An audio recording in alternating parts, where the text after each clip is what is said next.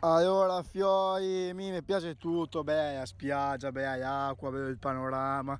Ma se vivo sotto quella ma.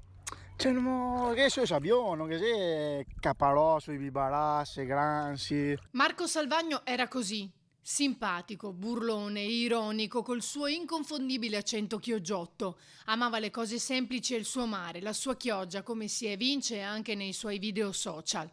In molti gli volevano bene e oggi lo piangono.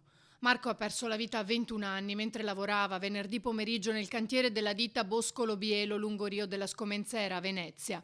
Stava cercando di aprire una porta a vetri spostando del materiale in un magazzino. L'avrebbe colpita con una gamba mandandola in frantumi e procurandosi la ferita mortale. Il vetro gli ha reciso l'arteria femorale. I colleghi l'hanno trovato in un lago di sangue, già in shock emorragico, e nonostante i soccorsi tempestivi e la corsa disperata all'ospedale di Venezia, Marco non ce l'ha fatta. Sull'accaduto sta indagando lo Spisal per accertare l'esatta dinamica ed eventuali responsabilità.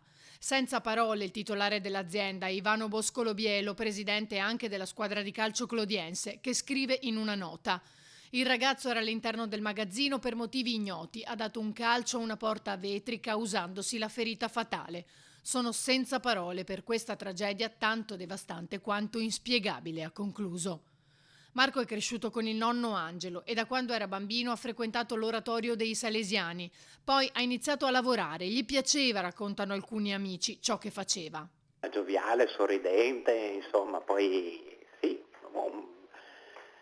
cioè era un buon ragazzo affezionato all'ambiente nostro, ecco, perché comunque ha vissuto qui fin da bambino, ecco. Aveva tante passioni, il calcio, il mare, le scorribande in barca con gli amici. Un amante del calcio, infatti frequentava anche lo stadio Ballarin, era presente anche alla festa della promozione in Serie C, insomma, amante della vita e dello sport, insomma. Un'altra vittima nel giro di poco tempo per la città di Chioggia.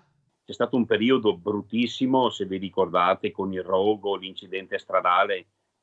Sembra una città veramente che sta subendo, diciamo, duri colpi, insomma, ecco, di perdite importanti, insomma, per la collettività. E un'altra vittima nell'azienda di Boscolo Bielo. 6 anni fa, infatti, un tredicenne aveva perso la vita schiacciato da un muletto dopo essersi introdotto abusivamente nel piazzale della ditta. Ancora sconosciuta la data del funerale di Marco, che potrebbe svolgersi entro i primi giorni della prossima settimana.